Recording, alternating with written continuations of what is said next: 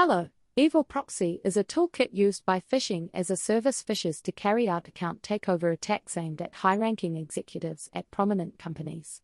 According to the company, these attacks are an evolution of the cybercrime economy, lowering the barrier for criminals with lower technical skills.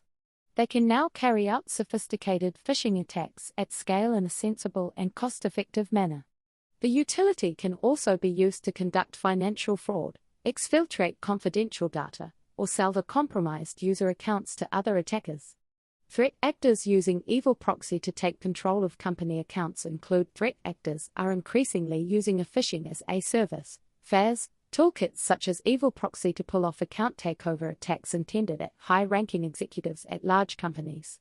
These attacks' initial threat vector is email-based, but their final goal is to compromise and exploit valuable cloud user accounts, assets, and data. Thanks for watching. If you enjoy short news like this, please consider subscribing to my channel. Until next time.